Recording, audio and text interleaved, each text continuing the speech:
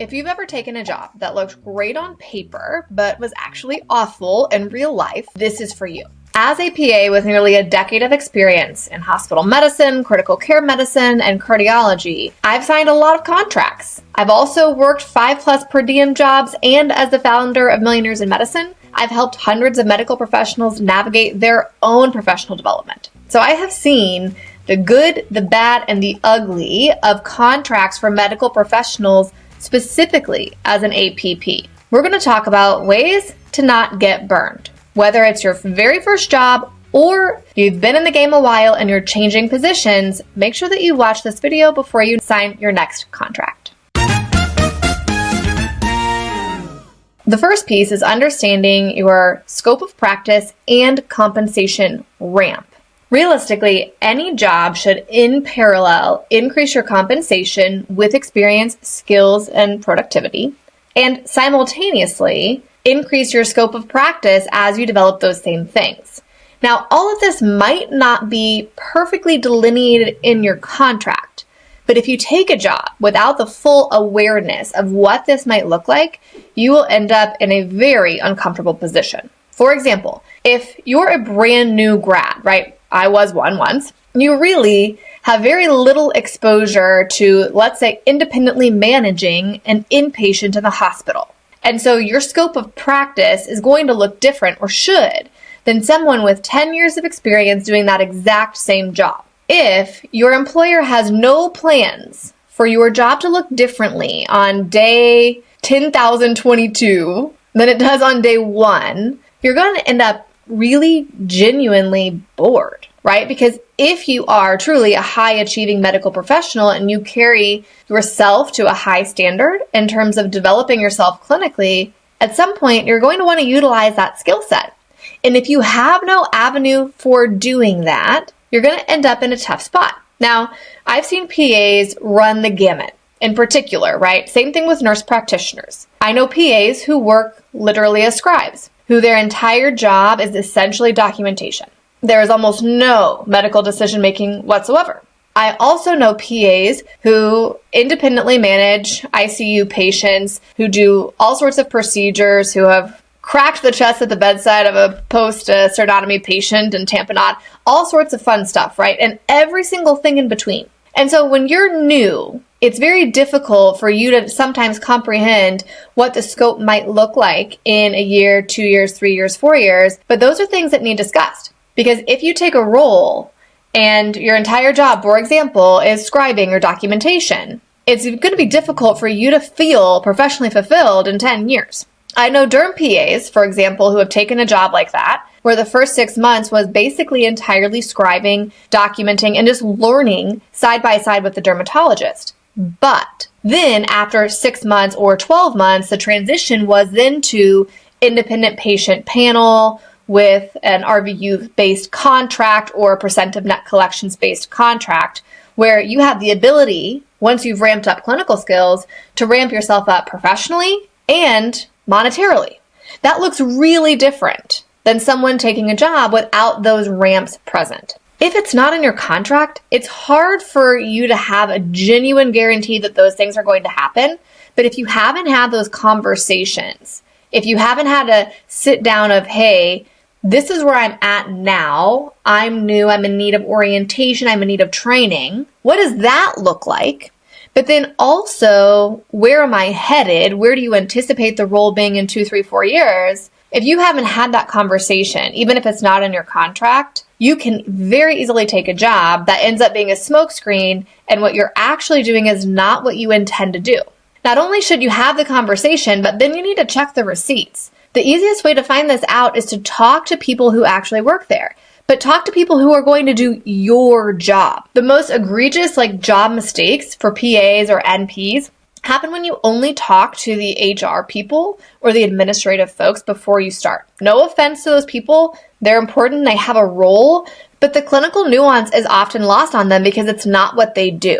You need to have a sit down with the PAs, with the NPs that actually work there. If you don't have easy access for doing that, it is an easy problem to solve. Find them on LinkedIn, send them a cold message, say, hey, I'm interviewing for this position. Would you have 5 minutes to hop on a phone call and share your experience with me. You do it on their time schedule. You come prepared with your questions. You're incredibly respectful of their time, and you will find very few people will tell you no or have any qualms whatsoever about doing that. You need both ends, right? You need to ensure that there is a ramp of scope of practice, but also if you're new or just new to the subspecialty, you need to ensure that there's adequate training. You can get just as burned on that end. Remember, you need to know what you don't know, and patients' lives are at stake for you doing a good job. Also, there are medical legal ramifications for you doing a bad job. And so at the beginning, you need to understand, hey, I'm not aware of XYZ things. I'm ignorant on this topic. I need education training. What does that look like? What does mentorship look like? Because it's impossible to become good clinically without mentorship. And honestly, the way to earn the most money is to become good clinically. And so you consistently put yourself in this little professional box where you have no clinical growth and no compensation growth if you don't ensure that the mentorship on the front end is excellent. It should look like this. Initial mentorship period. What does that look like? Am I a brand new grad? Does it need to be more protracted? Is this a subspecialty that I had very little exposure to during actual training? You need to come up with something reasonable on that end. And realistically, that should be in writing, particularly if you're taking a type of role where part of your compensation is tied to productivity and you know definitively you won't have any billable productivity during that period. You need that in writing, but then you want to know where does it go from here? And ideally, you would even want that in writing as well. In some areas of medicine, this is easy to pull off. Like I mentioned dermatology. That's a great space for this because it is very common to see a training period with a specific expectation for comp, a period where you're independent with likely a predominantly salary-based compensation, and then a transition to a period where you're on a productivity model and you're anticipating a full patient panel and maximal clinical skills and maximal billable time, right? That ramp a lot of times in that space is designed in well-done contracts. Where we see this kind of fall off the wayside can be, for example, like surgical subspecialty PAs or inpatient positions, where the delineation between orientation to collaborative practice to more independent practice, that is a slow transition, and sometimes that can feel messier and is less likely to occur in the contract setting. Still, despite all that, the more that you can delineate from the get-go, the easier it is to avoid getting burned. I learned this the hard way, like so many lessons. I once took a job where I had actually a decent amount of exposure to the APPs in the group. I felt like I understood the practice dynamics reasonably well and that APPs were valued as part of the team. I took the job, and a few months in, a comment was made by the medical director of the group, something along the lines of, well, I should send my PA off to puppy training school because my dog did so well in obedience training that would translate into what I'm looking for in my PA. Okay, I'm paraphrasing, but that was the comment. You might be able to get a sense of how that felt from a professional standpoint at a job early on in my clinical trajectory to hear that kind of sentiment from the medical director, right? Culture tends to be a top-down thing. The more that you can have conversations with people, the more you can garner before you sign up. If that's the sentiment, right? If that's how you're going to be viewed or how you're going to be treated. Now, of course, that was a long time ago, and things improve over time for APPs, but that still is an example of what can happen if you're not smart when you take a first job. And again, the more you just talk to the HR folks, just talk to the admin folks, the easier it is to miss these glaring red flags because you have no idea what's going on the clinical side. You can pick up on subtleties, language used, if they're aware of the latest legislature for scope of practice for APPs or not, if they're aware of pending title change bills or not. All of those things tell you how much do they care about the advanced practice providers working for them and how much do they stay up with what you would anticipate for your career trajectory. Now, a lot of that was scope of practice ramp, but compensation ramp is just as important. If you take a job, what you don't want to happen is that you get a market-based raise every single year. That's probably sub-inflation. And so if you're lucky, in 10 years, you have absolutely nothing more than what you started with in terms of purchasing power, or maybe you have less, because that can very easily happen. In fact, it happens to medical professionals all of the time. I can't tell you how many people have come into the Millionaires in Medicine coaching program, and that's what they've been doing. And so even though they're more experienced, more seasoned, more valuable, they in effect actually earn less money than when they started, because what they can actually buy with the money is less than when they started. Well, that blows, right? None of us want to be in that situation. The more that you get into the realm of large academic medical centers, the more likely you are to fall into that type of compensation track, especially if you never change jobs. The easiest time to negotiate a raise is with a job change. This is not medical data, but across industries, it is actually common to earn a 10% compensation increase with a job transition, rather than the common 2 to 3% that you can secure when you're trying to negotiate for more money at your current job. So if you want more money, the path to that probably involves changing positions over time. Or if you say, hey, I'm wholeheartedly committed to this position at this large hospital center, and I know I'm never going to get more than a 2 to 3% raise every single year from now until forever.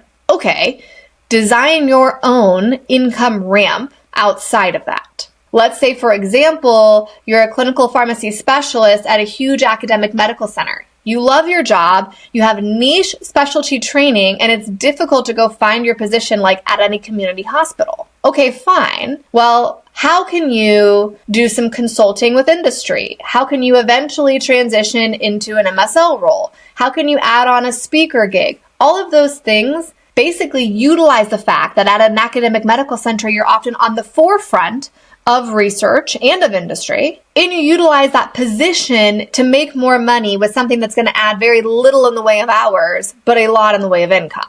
There are other ways to design that income ramp, but just keep in mind that the only way to go up the income ramp without extra hours is to actually have a higher paying primary position. And so negotiating and making sure you're fairly compensated are key.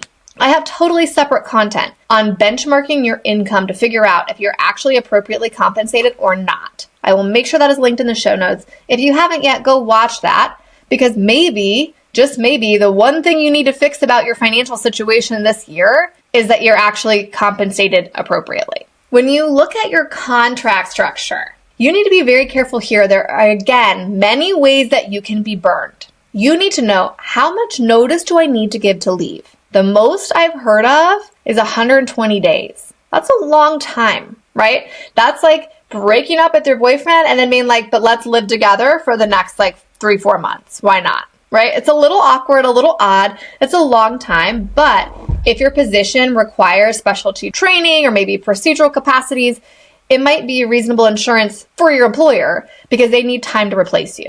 Right? You have to be reasonable and look at things from both sides, but recognize when you're signing on the dotted line what the implications are for your life. The other big thing is non-compete clauses.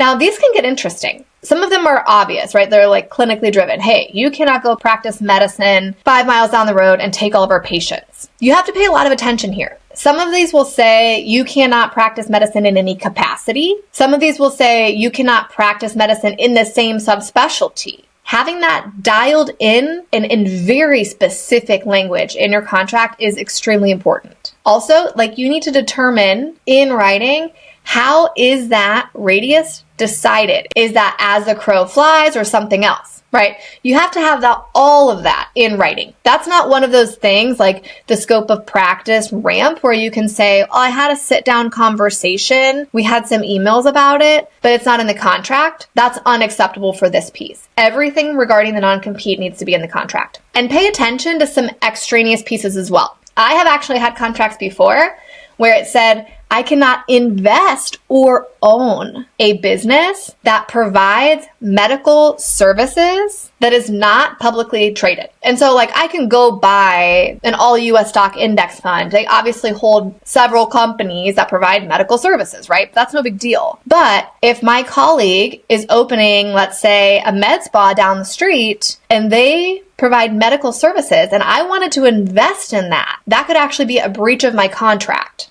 However, if my other friend over here said, hey, look, I'm in the health tech world and I have this really cool idea for some AI algorithm we can plug into a stethoscope, blah, blah, blah. You could invest in that because it's not a health service, right? It's health tech. Be very cautious of what you sign. These things actually matter, especially if you're someone who wants to broaden your income streams outside of just like, hey, I go to work and I get paid, and you want to become an investor outside of the stock bond market. Having these avenues available to you can be really important because remember, medicine is what you know. And the business of medicine might be the thing you feel most comfortable investing in. So pay attention to the fine print and make sure that as you're signing the contract, you are aware of any potential opportunities for additional income that are going to be removed from your card deck by what you sign. The last thing I should say is that when you're looking for jobs, like let's say you're looking at a job posting, you should use the posting to generate a lot of questions and have it provide you very few answers. Let me just pull up a job posting. This is off of the Merit Health job board. It's actually one of my favorite job boards right now. They're new as of 2025, and they have like 13,000 just PA jobs on their job board right now. So it's really robust. They have a lot of opportunities. They even have per diem job postings, which are actually kind of hard to come by. I've worked a lot of per diem work, as I said. I think I've maybe had 5, 6, maybe even more per diem jobs over my tenure. And I've actually got all but one of them just through networking, and have always found it very difficult to find per diem job listings. So I've even seen some on this particular job board, so check them out. I'll link them in the show notes just for ease of access. But this is a hospitalist APP job, and it's a W-2 position in Ohio. It gives the name of the employer, and then it gives this overview of responsibilities, compensation, shift and schedule, requirements, etc. Just remember that these are very vague. They're generated by the admin team, right, that we mentioned. Again, nothing wrong with them, but they are not clinical people. And so the information coming from them is not the end-all be-all of what a clinical role would be. So as you read through this, again, this would generate questions for you. So I'll look. Provide inpatient care to hospitalized patients. Okay. Perform rounding and assessment during shifts. Fine. Collaborate with the staff and some specialty teams. Fine. Manage admissions and discharges per hospital protocols. I have some questions about what that means, especially as an APP in terms of chart review requirements, seen by physician same day, subsequent day. I have questions there already. Utilize Cerner EMR. I'm an Epic girl. This is a problem for me, but we'll keep going. Respond to ICU and CCU patient needs in a level 3 trauma center setting. Big questions. What does that even mean? So this is hospitalist position, right? I work at a level 3 trauma center. I spent 7 years practicing critical care in that setting. We had a separate critical care service outside of the hospitalist service. So what does that mean? Respond to ICU and CCU patient needs. Do I need to be cross-trained in critical care? If I don't have an excellent command of vasopressors and undifferentiated shock and all sorts of things like that, am I going to be not prepared for this position? Do I need POCUS skills? Do I need procedural capacity? Right? Because this admin person put this on the responsibilities list. But clinically, oh my gosh, that's a whole nother spectrum. And you should have a whole, series of 5 questions just related to that one single responsibility that's listed on there. You have to talk to a clinical person before taking a role like this. Because what does that mean? Does that mean they have critical care coverage during the day? And so if you work during the day, you don't really need critical care skills, but if you work overnight, you're responding to every code and doing every intubation. Those are very, very different job descriptions. They should have different training. They should have a different orientation process, different expectations for experience coming in, and different compensation. It says it's a W-2 employment tax status. We can talk a whole nother day about W-2 versus 1099. Most medical professionals are W-2, but if you're 1099, you can just absolutely crush it financially. There's a niche set of 1099 people that end up super rich. A lot of them don't. A lot of them mess it all up, end up paying a bunch of tax penalties and creating nightmares. That's a whole nother episode there. But this is a W-2 position, variable schedule, 12-hour shifts, day, swing, and night shifts. Shift options include 7A to 7P, 7A to 5, 8 to 6, 5P to 5A. Okay, so I have a ton of questions already. Do I rotate through all of those blocks? Do I select a shift schedule and stay on it completely? If I'm doing the 5P to 5A, for example, there should be a pretty substantial change in salary for a straight overnight position versus doing 7A to 7P. What's that differential look like? Are they both still 7 on, 7 off? Because we're seeing a trend nationally of having nocturnal positions that are 7 on, 14 off. So if I'm going to have a 7 on, 7 off position for a 5P to 5A, I better be paid accordingly, right? So you go through this listing and you should have a whole litany of questions that come to mind for you to get to the bottom of with a clinician. You might have to go through your HR interview first. You might have to talk to admin people at the beginning. But before you sign on any dotted line, you need clinical questions about your clinical role answered by a clinical person. That alone will prevent you from being burned more than probably anything else. I think of it this way. The more that you can create career longevity by taking positions that are going to nurture you professionally and financially, the higher your earning capacity anyways. Because if you burn yourself out and you quit 10 years sooner than the person who actually genuinely loves their job and works longer because they enjoy it, you end up making less money. And I would be remiss if I didn't say that at the end of the day, what you earn only matters a little bit. What matters way more than that is what you do with the money that comes into your house. So if you are not building assets and consistently investing from day one of clinical practice, you are bleeding your future wealth.